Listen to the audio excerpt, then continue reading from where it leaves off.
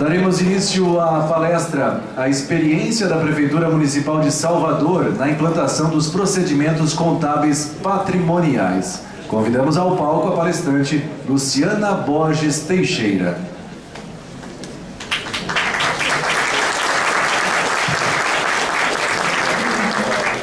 Luciana Borges Teixeira é graduada em Contabilidade pela Fundação Visconde de Cairu, na Bahia, especialista em perícia contábil também pela FVC, na Bahia, possui MBA em Gestão Pública e Controladoria pela Faculdade de Tecnologia Empresarial e especialização em Contabilidade Pública pela Universidade Federal da Bahia. É contadora geral do município de Salvador. Com a palavra, a palestrante. Obrigada. Boa tarde, gente. Queria dizer primeiro do enorme prazer de estar aqui com vocês. É um desafio muito grande, imagina. Primeiro porque eu estou numa ilha de excelência quando a gente fala de contabilidade pública. Pela forma como a carreira aqui de vocês é estruturada e, portanto, que vocês já tiveram a contribuir, ainda têm a contribuir em termos de contabilidade pública para o nosso país. Estou muito honrada e espero que minha apresentação, que é bem de cunho prático, possa, de certa forma, contribuir para o desenvolvimento dos trabalhos de vocês. Queria também agradecer de público ao Estado de Santa Catarina, aqui no CRC, pela sessão do CIGEF. Eu acho que muito desse trabalho que começa a ser desenvolvido em Salvador já é fruto da implantação dessa ferramenta que foi concebida aqui internamente pelos contadores do Estado e que muito tem nos auxiliado na concepção dos objetivos e na implantação dos procedimentos patrimoniais. A apresentação é uma apresentação não muito longa, ela está estruturada primeiro com uma parte teórica muito pequena, porque eu sei que todo mundo aqui é fera, vocês não precisam muito de teoria. Em seguida eu falo um pouco do plano de ação que foi fixado para Salvador, para que nós conseguíssemos começar a contabilização dos créditos tributários e iniciar, dar o pontapé inicial para a implantação dos procedimentos patrimoniais. Bom, como é que essa história começou em termos nacionais, né? Quando é que a gente começou a falar na esfera pública em procedimentos patrimoniais? Isso é recente, né? Se a gente falar em 15 anos, aí, 20 anos, que talvez isso tenha começado a ser discutido na esfera acadêmica, e mais recentemente com procedimentos estruturados na área pública, cerca de 10 anos, a gente começou aí mais fortemente em 2008, até menos de 10 anos, a gente começou a pensar nos procedimentos e nos princípios de contabilidade e na aplicabilidade desses princípios na contabilidade pública. Até então, a gente tinha uma cultura fortemente orçamentária, e ainda temos, e ela é importante, e ela é legal, e ela precisa existir. Em nenhum momento, quando a gente fala de implantação de procedimento patrimonial, a gente está querendo deixar o orçamento de lado. Não é nada disso. Mas a contabilidade é mais. Ela não é mais do que simplesmente execução de procedimentos orçamentários. E aí nós tínhamos algumas perguntas que ficavam meio sem resposta quando a gente tratava de área pública, né? Era um terreno não mexido, era uma coisa que incomodava. Por que a gente não registra despesa incorrida sem autorização orçamentária? A gente pode ou a gente não pode fazer isso? Por que a gente não aplica a regra de depreciação, de avaliação de patrimônio, de modo que a gente tenha efetivamente um patrimônio devidamente mensurado e apresentado nas demonstrações contábeis, com um valor mais próximo da realidade de mercado? Por que a gente não faz provisão de férias? Por que a gente não demonstra isso, né? Qual é as provisões de folha como um todo? Por que a gente não demonstra nos relatórios contábeis quanto a gente espera gastar de folha num determinado período? A gente não pode aplicar regime de competência na contabilidade patrimonial?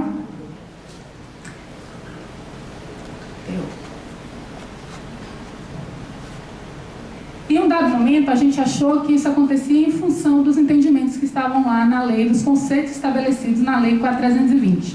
Mas será que isso é real? Hoje a gente ainda tem essa visão? Acho que não.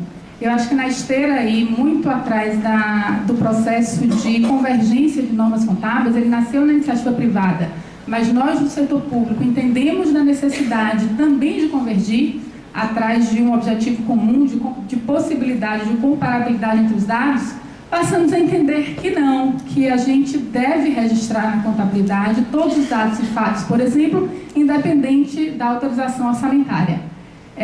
Vou falar baixinho aqui, tá? Para ninguém descobrir, mas eu acho que essa história assim, de despesa sem empenho é só lá na Suíça, no Brasil não tem, né? Isso é comum, infelizmente. Isso não é mais comum quando a gente fala em grandes centros, né? Nas capitais, talvez isso seja mais distante, nas cidades mais desenvolvidas ou com sistemas informatizados que sejam mais eficientes e controles internos mais eficientes.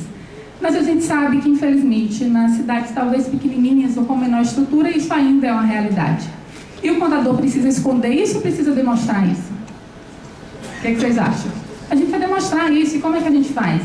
Com a aplicação do regime de competência para as despesas. Então, a gente pode. Provisão de férias, a gente precisa registrar, a gente precisa demonstrar todos esses atos. E a porta de ingresso para que a gente consiga demonstrar todas essas variáveis é a aplicação da contabilidade patrimonial, que parece até redundante falar em contabilidade patrimonial. Toda contabilidade, por essência, é patrimonial. O objeto da contabilidade, seja no serviço público, seja na iniciativa privada, é o patrimônio. Então, é a aplicação de procedimentos patrimoniais que nos permitam demonstrar nos relatórios contábeis realmente o patrimônio público na essência, como ele é. E o que diz a lei de verdade? Ela realmente trata de um regime orçamentário, mas ela trata de regime orçamentário quando eu falo de orçamento. Ela não trata de regime orçamentário quando eu falo de contabilidade. E aí, quando a gente descobriu que a gente realmente podia trabalhar com as normas de convergência, que a gente devia aplicar os conceitos fundamentais de contabilidade, os princípios fundamentais de contabilidade também para a contabilidade pública, acho que todo contador ficou muito feliz e disse uma frase muito simples. Gente, orçamento é orçamento, contabilidade é outra coisa.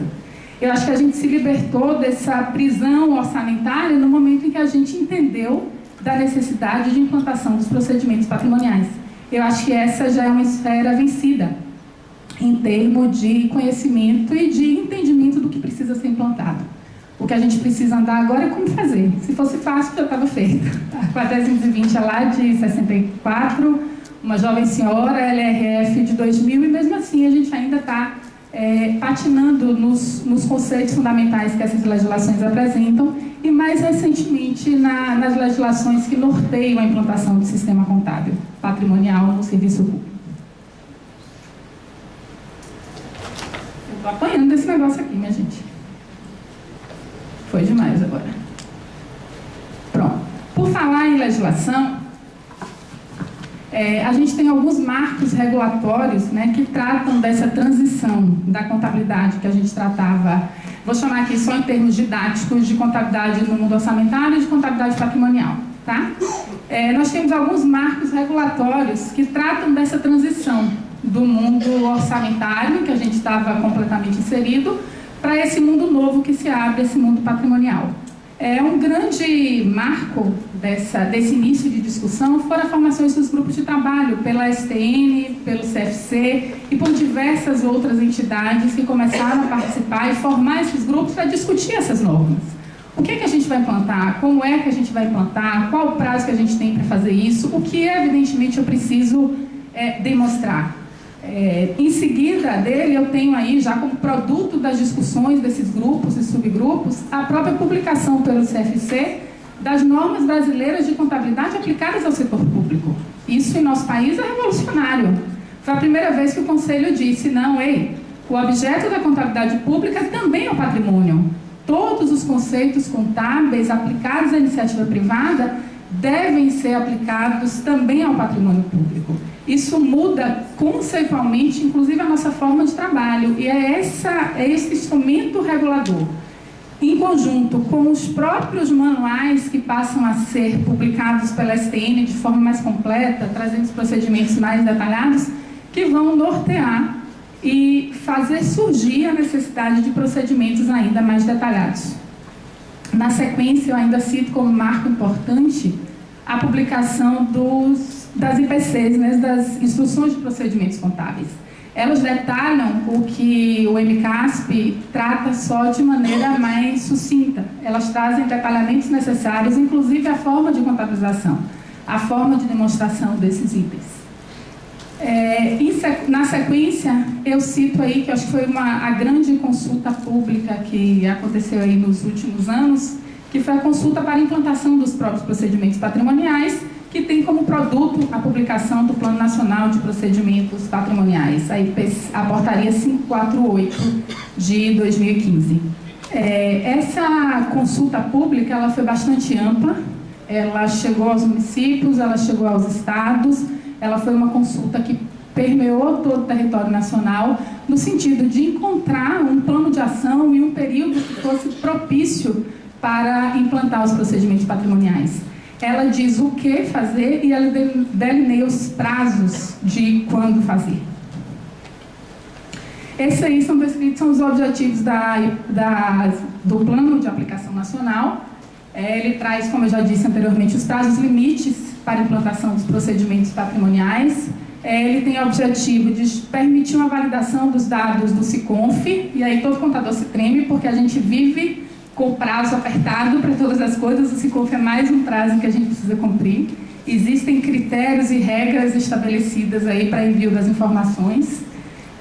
A padronização dos procedimentos contábeis, ela vai permitir, em última instância, a comparabilidade entre os entes, a adequada consolidação das contas públicas e vai permitir a instrumentalização do controle social.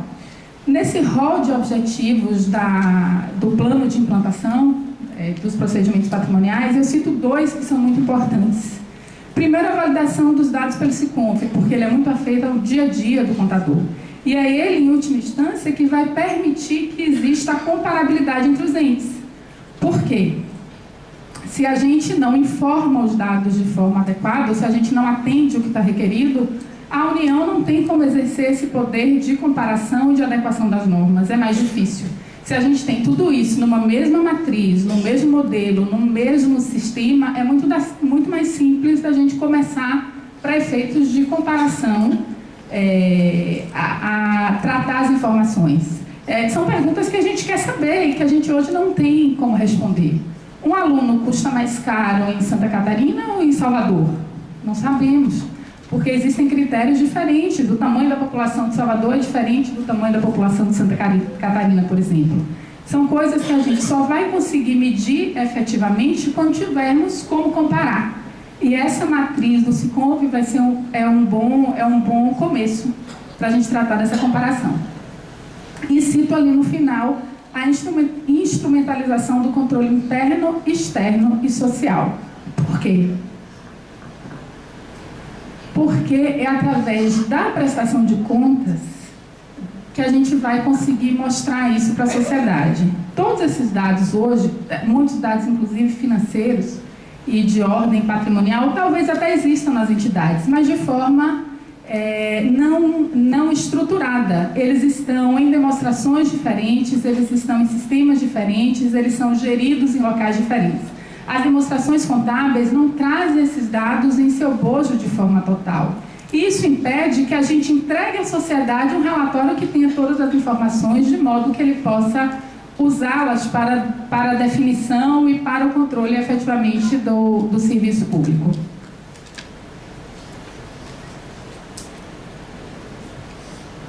E o que são esses procedimentos patrimoniais? Uma frase curta, né, gente? Parece que é simples. Quando a gente fala, não, gente, é só reconhecer, mensurar, registrar, apurar, avaliar e controlar patrimônio público. Minha Nossa Senhora, quanta coisa tem aqui dentro, que até então a gente não tratou.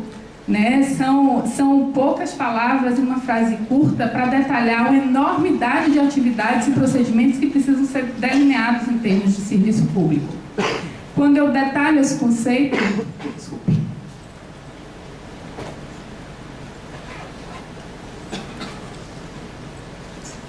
quando eu abro um pouco mais esses conceitos, eu tenho aí delineado quais são esses procedimentos patrimoniais que precisam ser implantados. Reconhecimento de crédito a receber, que é o que eu vou falar um pouco mais detalhadamente com vocês em relação à implantação dos créditos tributários. Reavaliação de bens patrimoniais em conjunto com depreciação e amortização, reconhecimento de ativos e passivos, controle de dívida, obrigações por competência. Bom, a forma e o modo de começar em cada um desses procedimentos depende muito da estrutura que se tenha no ente. Eu vou dar um exemplo de Salvador, por exemplo. Se eu passar na frente do setor de patrimônio, vão soltar um cachorro e mandar correr atrás de mim, muito provavelmente. Porque assim, a menina chata da contabilidade que me pede informação todo dia, é mais ou menos assim. Porque não existe ainda um sistema de informação estruturado em relação a patrimônio. Eu não sei, aqui é diferente com vocês. Quem é aí que tem um sistema de patrimônio que seja um primor, que funcione adequadamente, que esteja todo desenhado e que transite as informações para a contabilidade de forma fácil? Quem é? Alguém tem aí um modelo? Ou todo mundo tem um cachorro atrás aí quando passa na porta? Eu acho que em termos de Brasil, tirando talvez alguns poucos lugares que tenham um nível de excelência, é uma área ainda que a gente precisa desenvolver muito para a gente conseguir ter um ciclo de informações adequada. Talvez desses itens aí, o que a gente tenha um controle um pouco melhor e que a gente tenha talvez menos trabalho para estabelecer um rito de contabilização sob enfoque patrimonial é dívida pública ativa e passiva, porque é uma coisa que já está lá no nosso histórico de controle quando a gente tratava de ativo, de passivo permanente já e de dívida ativa. Talvez sejam os procedimentos que a gente tenha menos trabalho em termos de mudança de procedimento para a gente conseguir contabilizar adequadamente. Quando eu falo de reconhecimento de ativo e passivo contingente, eu quero morrer, porque depende de uma interação com a Procuradoria, com toda a parte de direito, né, vinculado ao município, e a gente também sabe que nessa área é muito difícil que se tenha um sistema de informação já adequadamente estruturado e que tudo chegue na contabilidade a tempo de registrar de maneira muito simples. Então a gente vê que a gente tem um trabalho enorme pela frente, que o trabalho não é só do contador, ele envolve interação entre várias áreas e modificação de estrutura, implantação de procedimentos de controle interno, para que seja possível que a gente chegue ao objetivo final, que é contabilizar todos esses atos e fatos com enfoque patrimonial, atendendo ao regime de competência. Bom, diante de tantos problemas que podemos ter, qual é a opção para a implantação dos procedimentos patrimoniais? Aí eu faço a seguinte pergunta: a gente vai tratar de implantação gradual dos procedimentos ou a gente vai tratar isso em bloco? Eu vou implantar agora tudo de uma vez só e a partir do ano que vem eu tenho minha contabilidade patrimonial inteiramente funcionando. Eu tenho tudo registrado a tempo pelo regime de competência, atendendo a todos os demais princípios da contabilidade. Será que é possível? Será que algum ente da federação tem já uma estrutura formal montada, uma estrutura administrativa que permita a implantação disso num tempo único, de uma vez só? É mais difícil. Salvador não tem, a gente não tem isso e a gente partiu para a implantação gradual dos procedimentos patrimoniais. Para decidir isso, nós nos fizemos alguns questionamentos, né? Nós avaliamos alguns itens. A gente avaliou o que a gente já tinha de rotina estabelecida. Então, por exemplo, nesse momento eu já descartei começar por patrimônio, porque é onde a gente tinha, em tese, uma rotina mais frágil estabelecida. Eu tenho prazo de implantação interno que difira aí do prazo externo. Eu tenho alguma normatização interna que me obriga a começar antes ou a implantar antes. Eu não tinha. O prazo final da legislação, o prazo legal estipulado pela legislação, ainda permite que a gente faça algum fracionamento. Vocês vão ver lá, se lerem integralmente o plano de implantação dos procedimentos patrimoniais, que ele detalha o que deve ser feito e o tempo que deve ser feito. Existe uma matriz, uma data limite para cada tipo de procedimento. Se a gente começar tudo em 2021, se a gente não tratar desses procedimentos com antecedência, de certo que a gente vai ter que partir para uma implantação em bloco, que a gente não vai conseguir uma implantação gradual desses itens. Eu tenho equipe técnica, eu tenho que alterar sistema. Isso é só exemplificativo, tá, gente? Não é uma lista exaustiva, é só para tratar do que foi avaliado em Salvador no primeiro momento, para que a gente pudesse dar o pontapé inicial. E aí nós escolhemos começar pela implantação da contabilização pelo regime de competência da Receita Tributária, contabilizar os créditos tributários com antecedência. Por quê? Essa decisão de se iniciar pelos créditos tributários? Porque normalmente a fazenda é bem tratada em termos de estrutura e de sistema e de pessoas, digamos assim. E é uma conta bem simples, ela é bem tratada porque ela mexe numa área muito sensível do serviço público, o bolso. É ela que provê recursos para a consecução de todas as políticas públicas. E vem normalmente do próprio sistema tributário. Angariar esses fundos depende de quão bom seja esse sistema tributário implantado. Então, normalmente, se a gente observar na maior parte das cidades, é uma área em que ela tem já procedimentos próprios implantados, ela já tem sistema informatizado implantado. Então, é mais simples começar por onde já se tem uma estrutura montada. Foi por isso a decisão. Além disso, a gente avaliou que seria mais simples integrar dois sistemas que ficavam numa mesma unidade administrativa. Tá? É muito mais simples de tratar tudo em casa, digamos assim, do que a gente envolver naquele momento mais uma unidade administrativa. Ainda nos perguntamos, existem especialistas para tratar desse assunto? E aqui eu já disse anteriormente que a gente vai precisar mexer em estruturas e mobilizar pessoas para que o sonho aconteça, né? Para que a gente tenha um produto final. E é preciso que tenham especialistas em relação a esse assunto. Eu não sou especialista em tributo. Quem é aqui? Normalmente o contador, quem está lá com a mão na massa, é especialista em tributo? É muito raro que essas duas coisas estejam ligadas. Mas, normalmente, as secretarias e as unidades têm pessoas que são especialistas nesse assunto.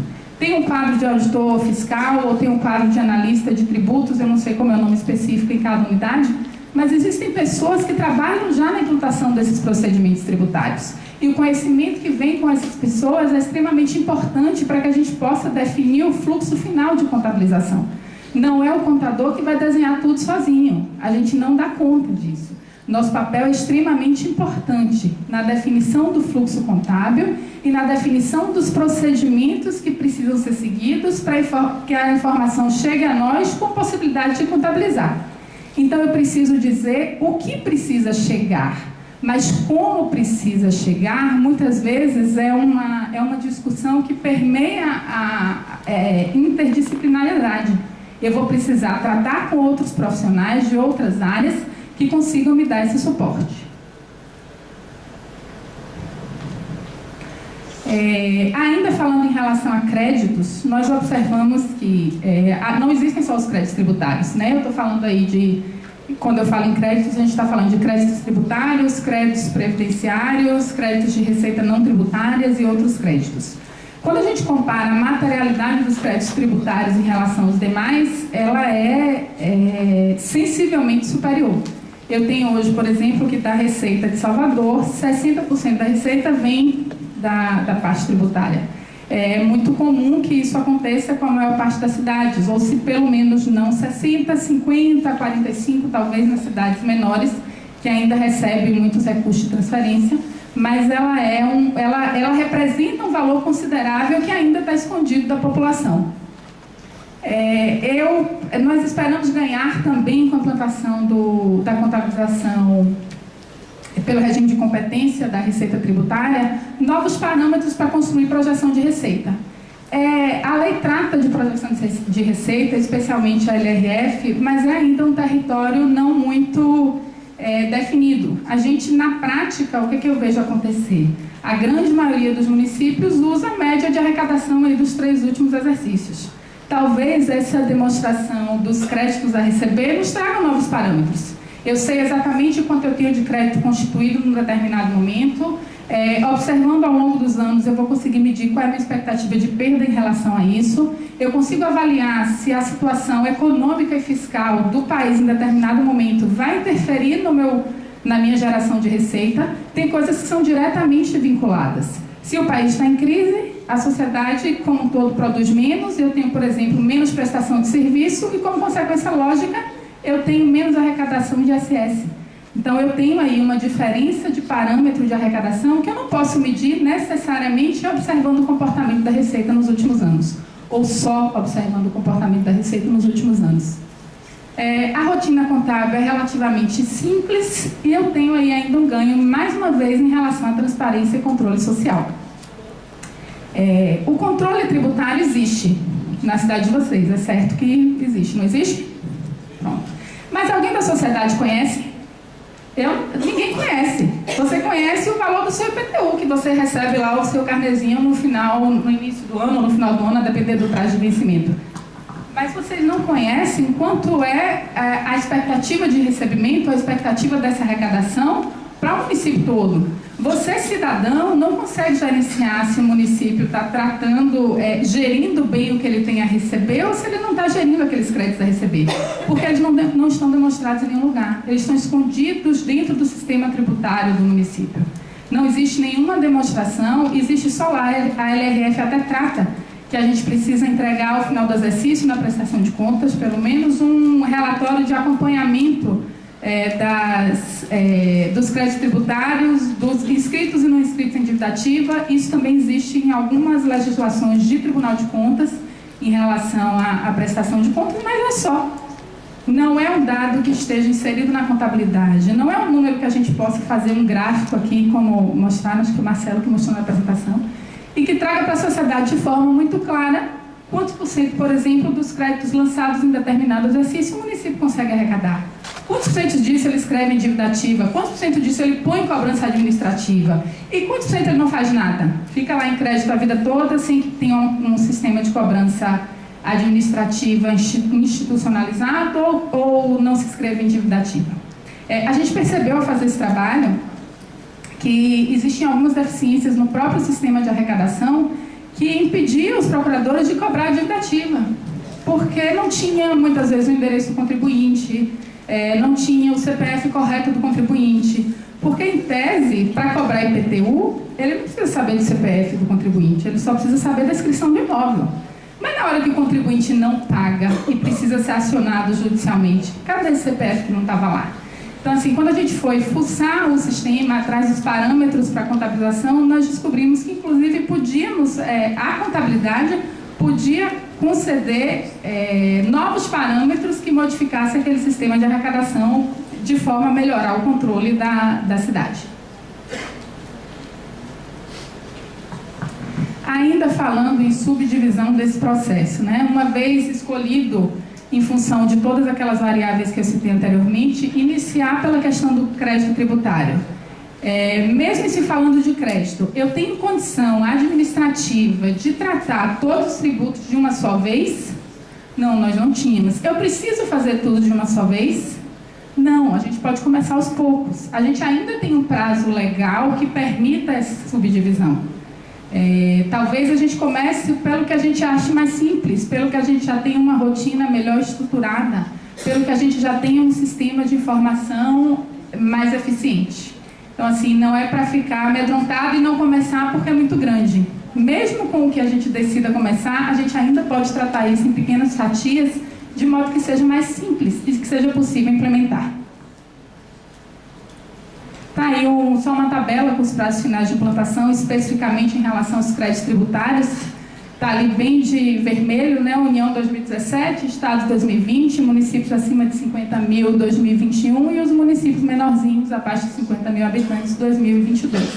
Então a gente ainda tem tempo, tá? Se a gente começar isso, tratar do assunto logo, a gente tem tempo de fazer isso com cuidado, acompanhar o processo, avaliar o processo, para quando chegar no prazo final de entrega disso para o SICONF, que é um ano depois, a gente conseguir respirar um pouco aliviado e não ficar lá um dia antes da prestação de contas sem dormir arrancando os cabelos porque os dados não estão prontos.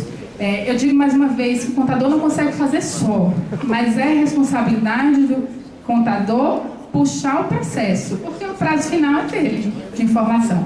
Se a gente não avisa, se a gente não diz da importância, se nós não nos fizermos entender em relação à importância de implantação, a gente vai ficar lá na época de atender o SICONF com a mão no prazo, ou então rezando para Nossa Senhora para a STN atrasar um pouquinho mais, como fizemos todos nós tantas vezes em relação ao plano de contas. Mas agora eu acho que já é uma cultura estabelecida e que isso já é fruto de um plano discutido nacionalmente e que temos aí poucas chances de alteração dessas datas.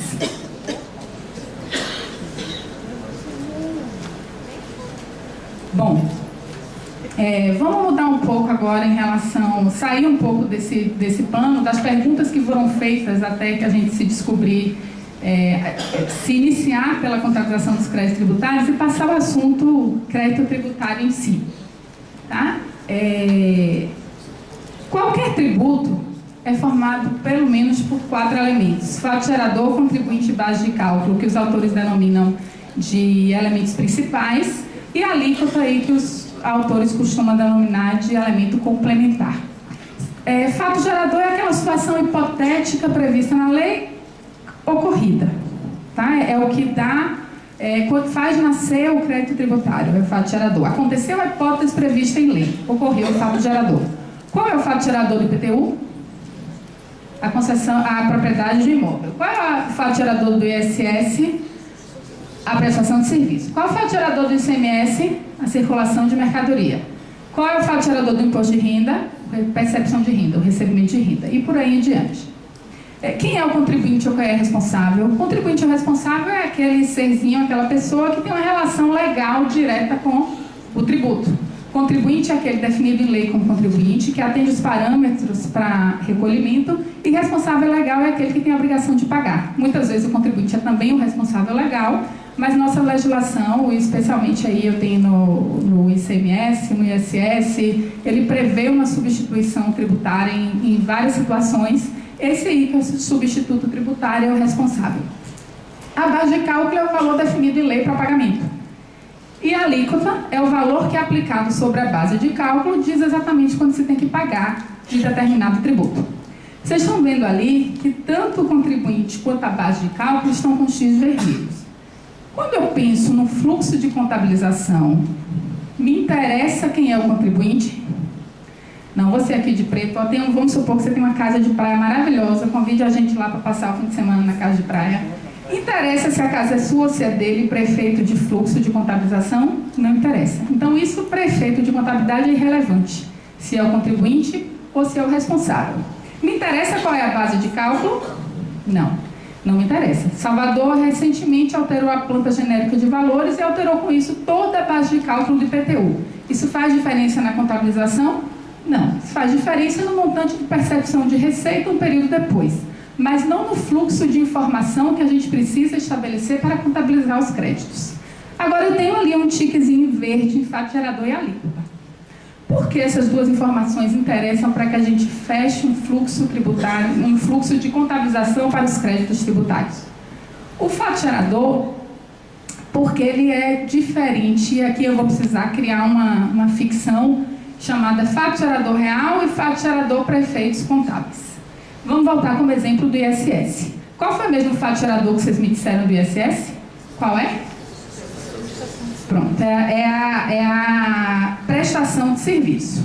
A mesma casa de praia ali do meu amigo vai ser... Ele instalou câmera na casa toda, prefeito de segurança. O fisco sabe disso? Não. O fato gerador no mundo real já aconteceu. Foi a prestação de serviço. Mas o fisco não conhece essa informação ainda. E se o fisco não conhece, a contabilidade tem como conhecer? Não, porque nosso sistema de origem é o sistema tributário. A gente não tem como conhecer.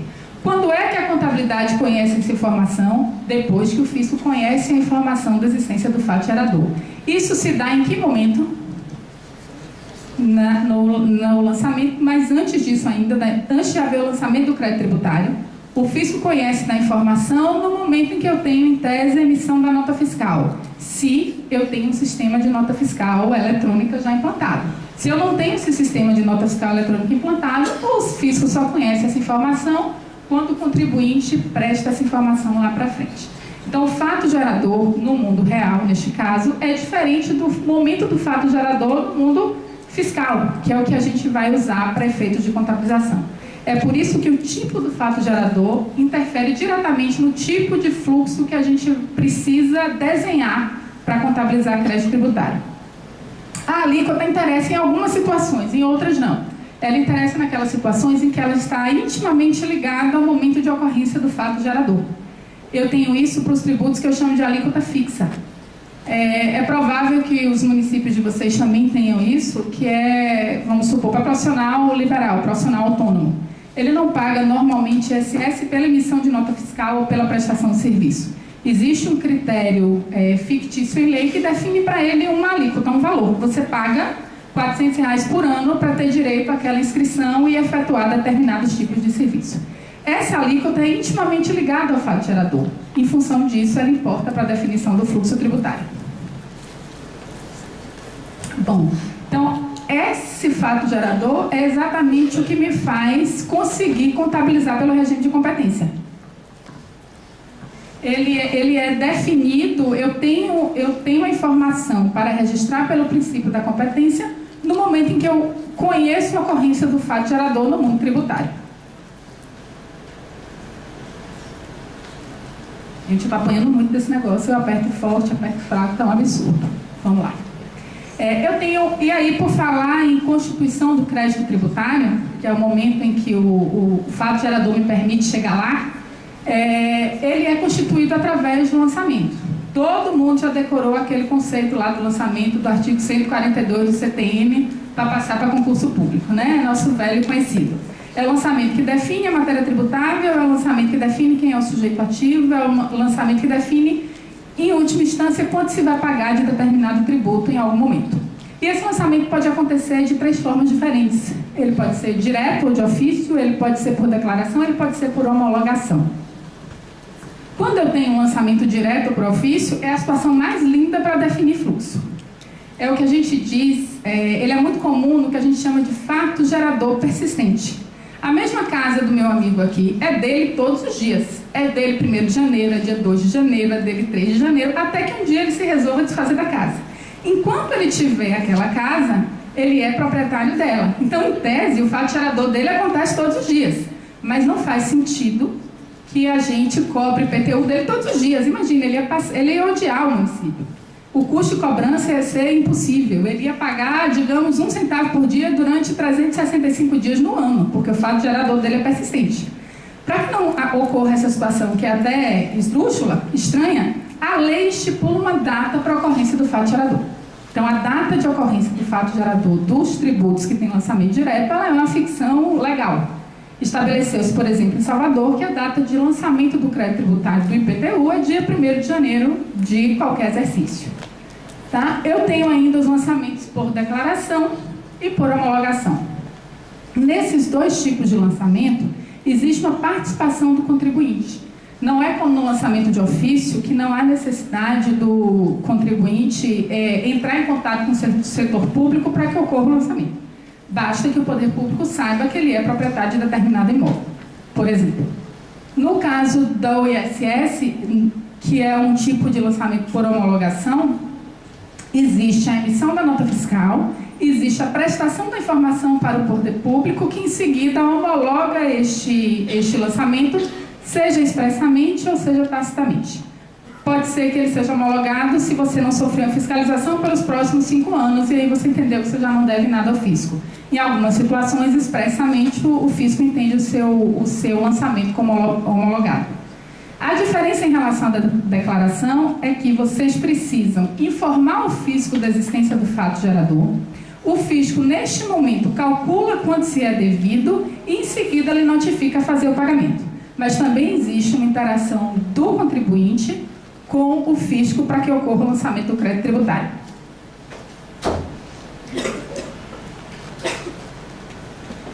Então, pelo que a gente viu aqui, eu posso dizer que os fluxos de contabilização para o crédito tributário, eles podem ser instituídos considerando, no mínimo, o tipo de lançamento do crédito tributário. Se ele for por homologação, ele vai ter um fluxo. Se ele for direto, ele vai ter outro fluxo. Se ele for por outro tipo de lançamento, ele vai ter outro fluxo. E o prazo de constituição em relação à arrecadação orçamentária. Lembra que eu falei aqui um pouquinho antes que o ISS, eu posso ter o sistema de nota fiscal eletrônica, por exemplo, e posso não ter o sistema de nota fiscal eletrônica. Quando eu tenho um sistema de nota fiscal eletrônica, o ente público, ele conhece exatamente o momento da ocorrência do fato gerador, que é, nesse caso aí, para efeitos fiscais, a emissão da nota fiscal e não simplesmente a prestação de serviço. Para esses casos, eu tenho a informação do fluxo antes da informação do pagamento. Mas a gente vai ver nos fluxos desenhados que nem sempre isso acontece. Às vezes eu tenho a informação da receita orçamentária antes da informação da própria existência do crédito tributário. E para essas situações não faria sentido contabilizar crédito tributário por competência. Eu aí contabilizo efetivamente pelo regime de caixa no momento da arrecadação.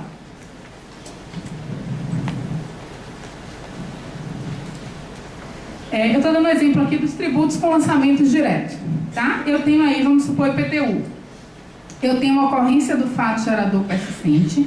Existe o lançamento de ofício sobre os critérios já estabelecidos em lei. Neste momento, eu tenho a constituição do crédito tributário e eu posso ter a contabilização do crédito tributário. É ato contínuo aí, lançamento e contabilização. Porque é a situação em que eu tenho, eu conheço pela ficção que foi estabelecida em lei, exatamente o momento da constituição do crédito. Essa contabilização é um lançamento muito simples. Se ele quiser aparecer, eu mostro, gente. Pronto, veio. É só uma partida dobrada entre ativo e VPA, reconhecendo que naquele momento o município, o estado, a União, o ente tem o direito a receber em função da constituição daquele crédito. Em seguida, pensando num cenário ótimo, eu tenho a arrecadação, é aquele cenário que todos nós do Poder Público queremos, todo mundo que recebeu o carnê de IPTU fez seu pagamento. Esse é o cenário desenhado, no momento eu tenho a arrecadação, seguida da contabilização da arrecadação, que aí é o lançamento que já é nosso velho conhecido. A única diferença aí é que eu não mexo numa VPA mais, porque eu já tive essa contabilização lá no momento do reconhecimento do crédito. Eu agora, nesse instante, baixo dos créditos tributários a receber. Eu baixo um direito, em vez de reconhecer a VPA. Agora, nesse mesmo tipo de lançamento direto, eu posso ter outro fluxo. A gente está em crise, o cara se mudou, não recebeu o carnê, ou ele é caloteiro mesmo e não quer pagar. Existem várias situações que mudam um pouco o fluxo aí de arrecadação e de reconhecimento do crédito. Vejam que até o terceiro quadradinho, retângulozinho ali, eu tenho fato gerador, eu tenho o lançamento do crédito tributário e eu tenho a contabilização do crédito tributário. Até aí é tudo igual, porque eu não tive nenhuma alteração do fato gerador. Ele continua sendo um fato gerador persistente. Eu não tenho alteração desse fluxo. Eu tenho alteração a partir do momento em que ele resolve não pagar. E aí, eu preciso efetivamente contabilizar o momento em que este crédito entra em cobrança administrativa. Bom, todos os entes terão condições de contabilizar essa fase? Não sei. Depende de qual critério esteja estabelecido no sistema tributário de vocês em relação a essa cobrança. A cobrança administrativa é o estagiário que fica lá no telefone e de vez em quando liga para algum contribuinte. Ou a gente já tem no município ou no estado um sistema de cobrança administrativa funcional. Por exemplo, todos os contribuintes com atraso de mais de 5 dias recebem efetivamente uma carta de cobrança ou e-mail de cobrança ou são notificados de alguma forma a fazer o pagamento. Isso é um sistema já implantado de cobrança administrativa. Existindo essa situação, e ainda mais, existindo essa situação e informação no próprio sistema de arrecadação tributária, a gente consegue contabilizar essa fase de cobrança, que também é só uma mudança de conta em relação às contas aí de crédito. Eu saio de créditos tributários a receber e entro, faço um débito aí nos créditos tributários a receber em cobrança administrativa. A partir daí, o que está desenhado é o cenário péssimo em todos os sentidos. Cobrança administrativa, ele ignorou, ele não atendeu o telefone, ele rasgou a carta, então ele não fez o pagamento e eu tenho em seguida a inscrição desse crédito em dívida ativa. No período aí estabelecido, a Procuradoria avaliou, encontrou todos os requisitos possíveis para inscrição e acontece o lançamento de inscrição em dívida ativa, que também já é nosso velho conhecido, não tem muita coisa de diferente em relação a ela. A não ser baixar o crédito e não fazer nesse momento uma VPA, porque o direito já está reconhecido. Eu só estou mudando um direito de categoria. Eu estou tirando do crédito a receber e tratando agora como dívida ativa, que pode ser paga ou pode ser judicializada. Agora vamos ver um fluxo por homologação. Quais são os tributos mesmo que tem crédito por homologação? Eu posso ter o ISS, eu posso ter o ICMS... imposto de renda, existe uma discussão aí teórica, alguns autores classificam o imposto de renda como lançamento, como crédito por declaração, outros entendem que é por homologação. Ainda bem que ninguém aqui é da União e vai precisar se preocupar com isso, a gente deixa aí para a União decidir com os teóricos se ela vai desenhar o fluxo como lançamento por homologação ou lançamento por declaração. Nesse tipo de fluxo, eu tenho também a concretização da hipótese do fato gerador, que pode ser, por exemplo, a emissão da nota fiscal, se eu estiver tratando aí do ISS em relação à prestação de serviços. Em momento depois, eu tenho a emissão desse documento fiscal, eu tenho a informação ao fisco, o pagamento e a homologação disso pelo fisco. Só que pode haver uma inversão nessa fase. Pode ser que a minha obrigação de pagar nasça antes da minha obrigação de informar. Eu desenhei os dois fluxos aqui desta forma. No primeiro fluxo, eu estou partindo do pressuposto que o município tem um sistema de nota fiscal eletrônica implantado. Para essas situações, eu tenho exatamente esse fluxo, a emissão da nota fiscal, e aí eu posso contabilizar o crédito, porque está informado em algum sistema da Secretaria, né? Eu tenho essa informação, eu tenho de onde retirar essa informação. Em seguida, vai haver aí num fluxo, desenhei só o fluxo ótimo agora, só o fluxo bonito. Eu tenho o pagamento, a contabilização da baixa da receita e em seguida a declaração mensal do contribuinte, que é o que faz com que o Estado homologue efetivamente aquele tributo. Agora vamos olhar o município B ali. Ele não tem, que está do seu lado, do meu lado esquerdo e à direita de vocês, é o segundo fluxo. Ele não tem um sistema de nota fiscal eletrônico implantado. Ele trabalha ainda com a nota fiscal aí em papel, né? Ele não tem um sistema de nota eletrônica. É muito difícil que o Estado saiba a cada vez que ele emite uma nota fiscal se não é no sistema eletrônico. Essa informação não chega desta forma. E aí eu não tenho, em tese, como contabilizar esse tipo de tributo pelo regime de competência. Eu teria que usar o regime de caixa. Porque, via de regra, os normativos que tratam da declaração do contribuinte para o poder público, eles têm prazo de vencimento posterior ao prazo de pagamento. Então, eu tenho, por exemplo, se eu tratar das datas do município de Salvador, eu tenho obrigatoriedade de pagar até dia 5 do mês subsequente da ocorrência do fato gerador, e eu tenho a obrigação de informar até dia 10 do mês subsequente à ocorrência do fato gerador. Para essas situações, não faz sentido que a gente trate a receita por regime de competência, porque eu tenho essa informação em período posterior ao período da arrecadação. É por isso que, inclusive, a IPC 02, que trata de crédito tributário, ela traz textualmente a informação de que encoraja fortemente os municípios a implantarem o sistema de nota fiscal eletrônica, de modo que seja possível essa contabilização dos créditos tributários por competência, da receita por competência. Eu tenho aqui um exemplo do último fluxo, que é o que são dos tributos por declaração, no caso do ITV. Esse também, o ITV, é bem controverso, porque depende da legislação que está estipulada em cada município. E é por isso que eu digo que a gente vai precisar, para implantar esses fluxos, interagir com todo o pessoal que trata de tributação no município de vocês. Não necessariamente desenhar isso na contabilidade isolado do restante da secretaria. Em Salvador, por exemplo, a gente usa o fluxo ali à minha esquerda. Eu tenho a obrigação de pagar, inclusive, antes da existência do fato gerador. Qual é o fato gerador do ITV? Isso aí também serve para o ITBI dos estados, né? Transmissão sem ônus ou entre mortes. Qual é o fato gerador? É a transmissão de determinado imóvel, seja com ônus ou seja sem ônus. ITV a gente está tratando aqui com ônus. Só que neste caso, como é que acontece lá no município? A legislação determina que antes da transferência do imóvel, antes de assinado o contrato de compra e venda, se faça o pagamento do ITV à vista. Porque é esse pagamento ITV que permite exatamente o registro dessa transação de compra e venda, tanto nos imóveis quanto no município. Então, eu tenho aí uma alteração da regra geral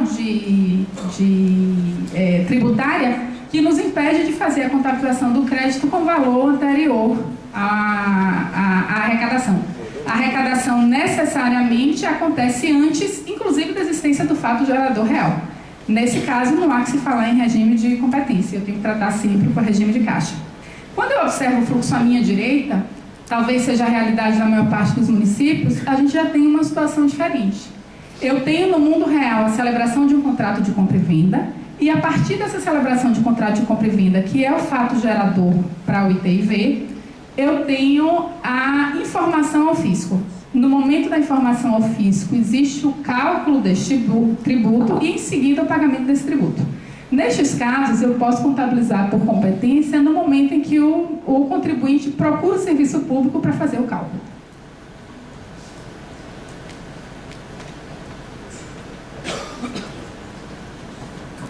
Até agora a gente viu os fluxos bonitinhos, né? O que é que ficou importante até aqui, até o momento? O que é que faz diferir o fluxo? Se o tipo de lançamento é por homologação, ou ele é direto, ou se ele é por declaração, eu vou ter fluxos diferentes. Ou ainda se o contribuinte paga ou não paga, porque eu também terei fluxos diferentes lá no momento da arrecadação orçamentária. E ainda se ele paga ou não paga, se eu conheço a informação de pagamento antes ou depois de conhecer a informação do fato gerador. Então, no resumo daqueles 3 fluxos que foram tratados, são as 3 informações que a gente precisa conhecer para fazer todos os desenhos. Mas nem tudo é tão claro e simples dessa forma. Existem algumas situações que a forma de fluxo de contabilização deve ser alterada em função da alteração do tipo de lançamento. Por exemplo, sempre que o fisco discordar do valor informado pelo contribuinte nos lançamentos do tipo homologação ou do tipo declaração, o poder público pode discordar do que o contribuinte informa lá nas declarações mensais de serviço, por exemplo, ou do que o contribuinte informa como valor de uma transação, no caso do ITV. Havendo discordância desses valores, os lançamentos acontecem sempre de ofício, e o fluxo desse caso vai ser igualzinho lá aquele primeiro fluxo do IPTU que eu mostrei. Vai haver o lançamento do crédito tributário, a contabilização do crédito tributário e, em seguida, o pagamento pelo contribuinte. A mesma coisa acontece nos autos de infração. O município não fez determinada obrigação, ele não fez o pagamento na data prevista, eu não tinha isso lançado ainda, ele nem sequer me prestou a informação, ele é auditado e recebe um auto de infração. Neste caso, o ato de infração, ele parte de um ato do poder público. Então, ele também tem um lançamento direto e não um lançamento independente do lançamento original que ele tenha sido, que o tributo tenha sido concebido. Então, não interessa se ele era por homologação, não interessa se ele era por declaração. No momento em que o contribuinte é autuado, a gente volta para o fluxo inicial, que é o fluxo do lançamento direto ou de ofício. Do mesmo modo que o poder público pode discordar do valor informado pelo contribuinte, o contribuinte também pode discordar do valor informado pelo poder público para pagamento de determinados tributos. O ato administrativo pelo qual o contribuinte aciona o poder público é a impugnação. Isso é muito comum, por exemplo, em Salvador, nos 2 últimos anos, porque a gente teve uma mudança na planta genérica de valores do IPTU enorme. Então, criaram-se mesmo algumas distorções em que o contribuinte precisou recorrer. Ou, em algumas situações, ele estava correto e realmente havia um erro de lançamento. Na maior parte, ele não estava correto, porque realmente subiu substancialmente o valor a pagar. Nos casos de impugnação, que o poder público dá um parecer favorável ao contribuinte, por exemplo, ou ele não dá um parecer favorável ao contribuinte, ou muda o valor lançado pelo contribuinte, eu recorro agora ao lançamento por ofício. Normalmente a gente se estorna no lançamento original e faz um lançamento de ofício do valor em que o poder público agora atribui aquela responsabilidade de pagar. E idem para os parcelamentos administrativos. Aqui, em relação a parcelamento, só tem uma ressalva a fazer. As denúncias espontâneas de valores que não estavam lançados, elas funcionam mais ou menos como auto de infração. A gente não conhecia aquele crédito no sistema tributário e, a partir daquele momento da denúncia espontânea, nós vamos fazer a contabilização pelo lançamento do modelo de ofício. Agora, se a gente já conhecia aquele valor e o sujeito passivo da obrigação simplesmente vai lá para fazer um parcelamento corriqueiro, ele não pagou na data e quer parcelar, eu já tinha esse crédito tributário lançado, não faz sentido que a gente faça um novo lançamento, porque a gente duplicaria a informação. Bom, depois das definições dos fluxos contábeis, está na hora de efetivamente escrever um projeto e um roteiro do que precisa ser feito para a gente colocar isso em prática. Nós vamos provavelmente precisar integrar sistemas, talvez a gente precise processar alguma modificação no sistema tributário para que a gente tenha informação, Existem diversas variáveis que precisam ser observadas para que a gente consiga. Eu relaciono alguma delas aqui, mais uma vez, não é um fluxo exaustivo, é uma relação de coisas importantes que precisam ser observadas, mas isso vai depender muito da estrutura de cada ente, da forma como o projeto foi desenhado, dos atores envolvidos no processo.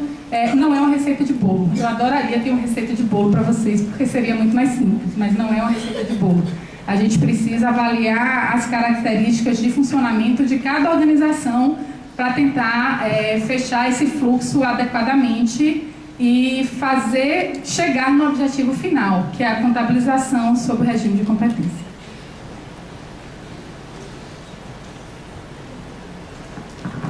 Pronto, nós falamos até o momento aqui dos fatores que fazem crescer o bolo, né? A gente só falou até agora aqui de contabilização positiva, do que a gente faz para aumentar, contabilizar os créditos tributários que estão nascendo. Mas existem outras situações que podem nos fazer reduzir esses valores do crédito tributário. Eu tenho alguns exemplos ali: imunidade, parecer favorável à impugnação, anistia, isenções, compensações de crédito. Vamos falar primeiro sobre imunidade. A imunidade é definida por quem? Constituição Federal. Então, não cabe a nenhum ente federativo fazer lançamento de fatiador de crédito tributário de entidades que sejam efetivamente imunes. Mas, de vez em quando, isso acontece, por erro da própria administração ou pela falta de informação da administração em relação ao proprietário de imóvel, por exemplo. Vamos dar o exemplo de Salvador. Salvador tem 372 igrejas, deve ter a mesma quantidade de templos protestantes e 3 vezes isso de terreiro de candomblé. E nascem mais todos os dias. É uma cidade altamente religiosa e esses templos se proliferam, nasce igual bebê. Cada dia que você passa na rua, diz: oh, tem um terreiro novo aqui. Então, assim, aquela casinha que era da Mãe de Santo até então, ela virou magicamente um terreiro de candomblé. Só que eles só lembram de informar isso ao poder público 1 ano, 2 anos, 3 anos, 4 anos depois de que as atividades do terreiro lá já foram iniciadas. O que aconteceu em todos esses anos? Nós fizemos lançamento de crédito tributário porque a gente achou que a casinha ainda era da Mãe de Santo, que já não era do terreiro de candomblé. Então a gente lançou todos os anos esse crédito tributário. E lançamos o quê? De forma equivocada. É preciso reconhecer esse equívoco. Isso é uma das situações em que a gente precisa reduzir crédito tributário. Qual é o tratamento que a gente dá a isso? Se ela informou dentro do mesmo ano, se ela é Mãe de Santo mais ágil, mas não entra em nada, usa o WhatsApp, entra lá no site da Secretaria da Fazenda, e no mesmo ano que ela recebeu o carnê de IPTU, ela fez: opa, agora eu sou templo religioso, eu não pago mais IPTU. Se ela informou isso no mesmo ano, a gente faz simplesmente um estorno desse crédito tributário lançado. Se ela formou isso 2, 3 anos depois, a gente tem que fazer contabilmente uma desincorporação de ativo, porque a gente tinha aí um crédito lançado de forma equivocada. Eu não posso confundir isso com renúncia de receita ou com um fator que deveria ser arrecadado e não foi arrecadado. É uma situação que precisa de correção. Idem para o parecer favorável à impugnação, que é até o que eu já falei anteriormente. No momento em que o poder público diz assim: ops, eu errei mesmo, seu lançamento está errado, não era esse valor. Isso acontece, é possível. A medida do seu terreno, por exemplo, estava equivocada aqui na minha planta de valores. Ele tem a metade do que ele estava aqui estimado. Houve um desmembramento, por exemplo, e a gente não levou isso em consideração. Isso é possível. Isso também é uma situação em que eu preciso tratar da correção do crédito tributário. Se o município é ágil em avaliar essa impugnação, tudo bem, eu vou fazer isso por um estorno de crédito porque vai acontecer no mesmo ano.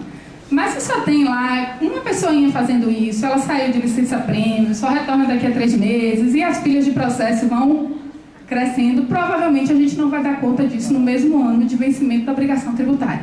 Para essas situações, quando o ano vira, a gente também faz uma desincorporação de ativo usando uma VPA e não um simples estorno do reconhecimento do crédito. Uma VPA específica, né, de desincorporação. Anistias e remissões. Aí eu já estou falando de renúncia de receita, efetivamente, né? Eu também tenho uma baixa do crédito tributário e o MCASP só fala de renúncia de receita lá na arrecadação. Eu não sei se vocês notaram. Quando a gente foi implantar essa rotina, ficou assim, todo mundo coçando a cabeça. Meu Deus, eu vou fazer o quê com esse crédito tributário que está aqui agora? contabilizado, porque assim, a renúncia, o MCASP entende da renúncia no momento da arrecadação, ele trata como regime de caixa. Ele lança uma receita orçamentária pelo total e lança uma renúncia de receita como redução da receita orçamentária. E o crédito acontece o que com ele? A gente precisa também necessariamente recorrer ao lançamento de baixa desses valores. Inclusive é mais uma forma de demonstrar o que a gente tem aí de renúncia de receita em relação aos créditos. Isenções, a mesma coisa. Isenção depende de como o sistema tributário trata. Tem autores que entendem que as isenções, elas nem permitem a ocorrência do fato gerador. Então, em tese, eu não tenho obrigação tributária. Existem autores que entendem que a isenção é de pagamento, que o fato gerador aconteceu, mas que o poder público está, naquele momento, isentando o contribuinte do pagamento. Então, a gente precisa tratar na contabilidade como o sistema tributário do seu ente trata.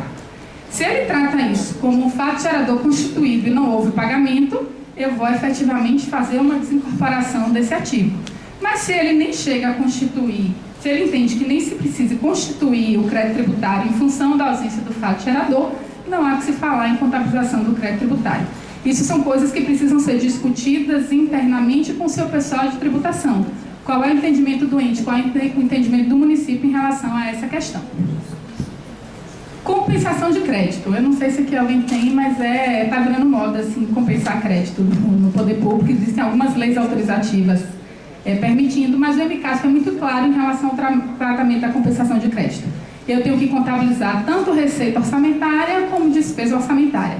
Então, ele vai admitir exatamente o mesmo fluxo de contabilização que admitiria lá na baixa do crédito tributário. Tá? Ele seria baixado como se a receita fosse arrecadada. Em contraponto a isso, eu tenho uma despesa que faz registrar todo o processo de compensação.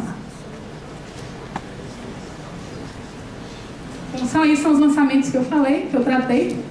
Né? Eu faço correção por erro da administração, se é dentro do mesmo exercício, eu simplesmente trato como estorno.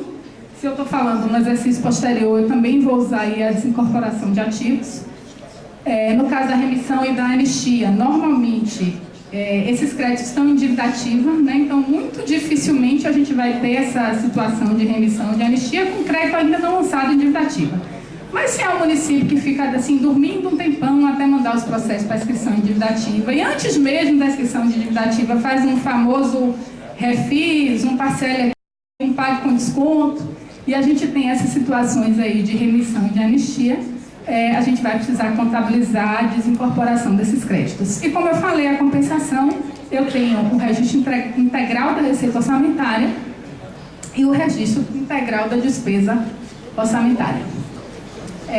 Eu trago aqui também outras questões para debate, aí uma definição revisada lá do artigo 42, né? O lançamento tributário é o procedimento administrativo tendente a verificar a ocorrência do fato gerador da obrigação correspondente, identificar o sujeito passivo, determinar a matéria tributável e calcular, ou por outra forma, que é o que dá a entender a possibilidade das alíquotas fixas, definir o montante do crédito tributário, aplicando, se for o caso, a penalidade cabível. E aí, mais uma vez, para a gente definir o fluxo de contabilização em relação às penalidades pecuniárias, eu preciso saber qual é o tratamento que o sistema tributário efetivamente dá para penalidades pecuniárias. Eu tenho um sistema que todos os dias, pós-vencimento, atualiza o valor desse crédito tributário, ou eu tenho um sistema que só faz esse cálculo quando eu vou ou escrever em dívida ativa ou o contribuinte me procura para pagamento. Se eu tenho a primeira opção, se ele é atualizado diariamente com o valor das combinações a partir da data de vencimento da obrigação, eu posso registrar esse crédito pelo regime de competência. Se eu só faço esse cálculo para inscrição em dívida ativa, ou eu só faço esse cálculo no momento que o contribuinte vai pagar a obrigação, não há que se falar em contabilização aí pelo regime de competência. Eu teria que adotar da mesma forma o regime de caixa. Depende do tratamento que possa ser dado, que é dado aí nos sistemas internos de vocês em relação ao tributo. Vejam que tem várias questões que, mais uma vez eu digo, a gente não consegue definir sozinho. Precisa da interação do pessoal da área de tributos, que é quem vai elucidar essas questões. Nós não temos o objetivo aqui de dizer que a Podemos até ter um julgamento pessoal em relação a isso, mas não podemos ter, como contadores, um julgamento profissional em relação a isso. Qual é a forma correta? É atualizar o tributo diariamente ou é atualizar só no momento do pagamento? Meu julgamento pessoal é que esse valor deveria ser atualizado diariamente. Mas eu não tenho competência para julgar isso institucionalmente, porque quem faz isso é quem trata de tributo. Então, a gente precisa de uma interação com essas pessoas, e essas definições que vêm da área tributária serão extremamente importantes para a definição do nosso fluxo. E aqui eu trago uma mensagenzinha. Construímos muros de mais e pontes de menos. Esse cara aí, que era um matemático, veio lá de 1623 até 1700 e alguma coisa, e naquela época ele já entendia isso, que a gente construía muros de mais e pontes de menos. Talvez seja a hora da gente, contador, servir de ponte para essas questões. A gente tem conhecimento do que precisa ser implantado, a gente tem conhecimento de como precisa ser implantado, a gente conhece a importância da construção dessa informação e qual é o reflexo dela em termos de patrimônio e de oferta de informação para a sociedade. Está na hora da gente dizer isso em alto, em bom som, nas secretarias, nas unidades em que estamos alocados, para puxar as pessoas a entrar nesse projeto. Nós não vamos conseguir sozinhos, mas somos o grande motor de propulsão para essas atividades. Muito obrigada por me ouvir. Eu estou aqui disponível para perguntas, para questionamentos. Fiquem à vontade. Obrigada.